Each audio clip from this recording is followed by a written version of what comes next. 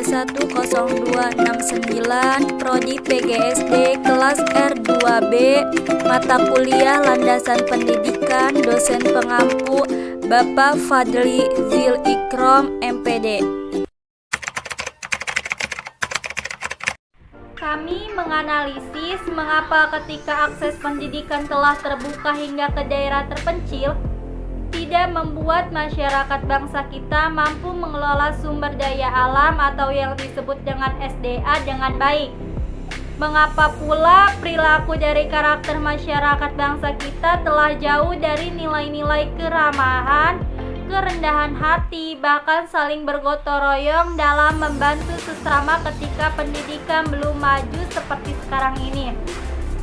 Demonstrasi terjadi di mana-mana, tawuran pelajar terjadi juga di mana-mana, dan bahkan yang sungguh mengerikan adalah produk pendidikan kita melahirkan manusia yang tidak lagi merasa malu. Sebagian mahasiswa juga mengemukakan bahwa pendidikan Indonesia telah maju, tetapi jauh dari nilai-nilai keindonesiaan yang merupakan warisan nenek moyang bangsa kita. Dan ada sebagian lagi mengemukakan bahwa ada yang salah dalam pendidikan Indonesia, sehingga yang tampak adalah kehidupan masyarakat yang sudah semrawut. Ada beberapa fakta di antara kita, yaitu sendi-sendi kehidupan masyarakat bangsa kita yang telah terjebak pada suatu era yang dimana telah mengesampingkan satu, nilai ketuhanan yang mendorong seseorang takut melakukan kesalahan yang bertentangan dengan ajaran agama yang dianutnya. Kedua, nilai identitas yang mendorong jati diri sebagai suatu bangsa yang bermartabat. Ketiga, nilai intelektual yang mendorong individu menjadi seseorang yang memiliki kecerdasan dalam kebijaksanaan. Yang keempat, nilai etika yang mendorong kehidupan penuh dengan kesopanan. Yang kelima, nilai susila yang mendorong individu taat dan patuh pada tradisi dan aturan yang berlaku di masyarakat. Yang keenam, nilai sosial yang mendorong individu tidak mau hidup serakah, tetapi ingin bersama-sama dalam melakukan kebaikan sehingga memiliki martabat sosial yang dipraktikkan dengan saling menghargai dan kasih sayang antar sesama. Selanjutnya ada perkembangan iptek jangan menggeser makna.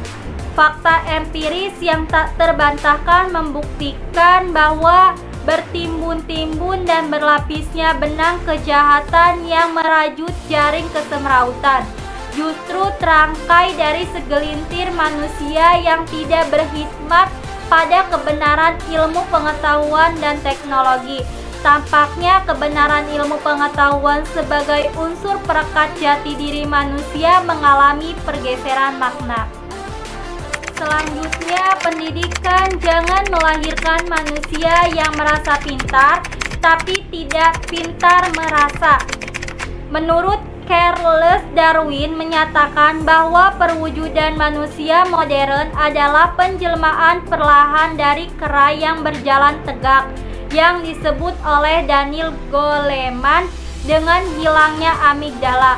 Amigdala ketika di dalam otak manusia terdapat sebuah jaringan syaraf terkecil yang merupakan sensor segala rasa seperti senang, sedih, marah, kasih sayang, dan sebagainya. Yang jika terganggu apalagi hilang amigdala tersebut, matilah segala rasa itu. Menurut Goleman bahwa kasus ini pernah terjadi pada seorang pasien di Amerika. Ketika dilakukan operasi otak, tanpa sengaja amigdalanya ikut terangkat oleh tim dokter operasi. Akibatnya sang pasien pun akhirnya kehilangan rasa. Dalam konteks kehidupan pendidikan, betapa mengerikan jika kasus kehilangan amigdala ini terjadi dalam tatanan kehidupan masyarakat. Apalagi jika tragedi itu menyerang kelompok elit birokrasi. Mungkin jadinya mirip dengan kondisi saat ini yang penuh kesemrautan.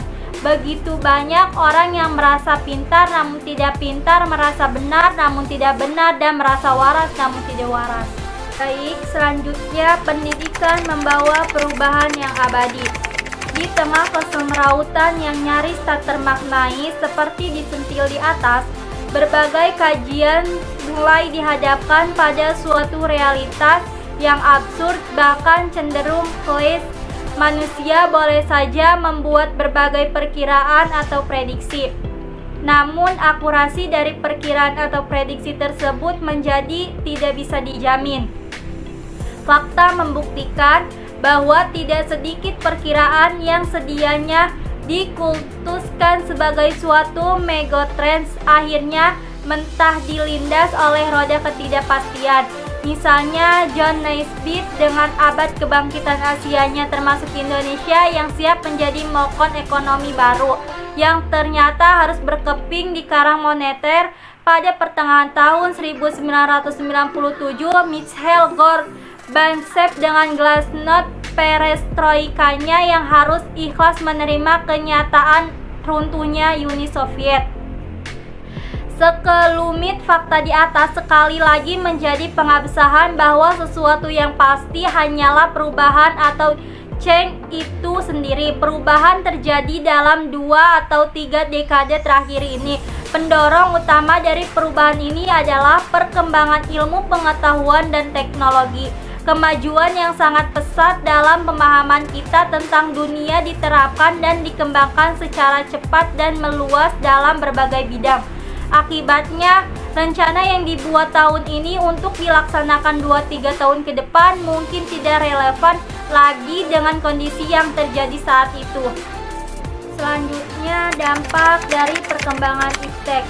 Dampaknya antara lain perubahan cara pandang manusia terhadap manusia, cara pandang terhadap pendidikan, perubahan peran guru, peran dosen, serta perubahan pola hubungan antar mereka. Banyak orang tua, guru, dosen tidak siap menghadapi perubahan tersebut. Ketika sebagian berpacu dengan perubahan, sebagian yang lain justru cenderung menjadi penonton saja, dengan resiko ditinggalkan oleh perubahan itu. Baik, selanjutnya ada pendidikan mempersiapkan anak bisa hidup. Perubahan ini sebenarnya disebabkan karena adanya tuntutan perubahan arah dan pola tujuan pendidikan, serta strategi untuk mencapainya. Untuk itu, pendidikan tidak lagi dilihat sebagai upaya menyiapkan anak untuk memasuki masa depan, tetapi sebagai suatu proses agar seseorang bisa hidup kapanpun, dimanapun, dan dalam situasi apapun. Oleh karena itu, tujuan yang terpenting dari pendidikan adalah mengembangkan kemampuan mental yang memungkinkan seseorang dapat belajar. Jadi, belajar itu sendirilah yang menjadi tujuan pendidikan, bukan semata-mata pada hasil belajarnya. Identifikasi berikut ini merupakan karakteristik manusia yang urgen dimunculkan melalui proses pendidikan dan perlu dipertimbangkan dalam mendesain pembelajaran. Sumber daya manusia yang bisa hidup dalam arti mampu bersaing di era kesemrautan global adalah manusia yang benar-benar unggul. Manusia unggul yang dimaksud adalah manusia yang memiliki kompetensi yang dibutuhkan. Kompetensi yang harus dimiliki oleh manusia yang disebut unggul adalah 1. Berpikir kreatif produktif, 2. Pengambilan keputusan, 3. Pemecahan masalah, 4. Belajar bagaimana belajar, 5. Kolaborasi, 6. Pengelolaan pengendalian diri atau kecerdasan emosional. Oleh karena itu, tujuan pendidikan, kurikulum pembelajaran dan strateginya harus mengarah ke pembentukan kompetensinya, yaitu menghasilkan manusia yang bisa hidup dengan memberi peluang kepada setiap siswa atau mahasiswa dapat mengalami growth in learning. Satu unsur penting yang berkaitan dengan strategi pendidikan atau pembelajaran ini adalah bagaimana menata lingkungan belajar benar-benar merupakan aktivitas yang menggairahkan bagi siswa atau mahasiswa. Dari pembahasan di atas dapat kita simpulkan bahwa landasan pendidikan pada dasarnya merupakan paparan analisis kritis akan kaidah-kaidah dan kenyataan dasar atau yang disebut dengan basic fact pendidikan. Kaidah-kaidah dan kenyataan dasar merupakan dasar bagi upaya penemuan kebijakan dan praktik. pendidikan yang tepat guna dan bernilai. Secara lebih sederhana, kaidah-kaidah tersebut merupakan dasar bagi pengembangan upaya kependidikan dalam makna luas. Pemahaman akan landasan pendidikan akan membantu para calon atau pendidik profesional untuk memikirkan persoalan ini atau yang disebut dengan esensial dari tugas dan fungsinya secara lebih jelas.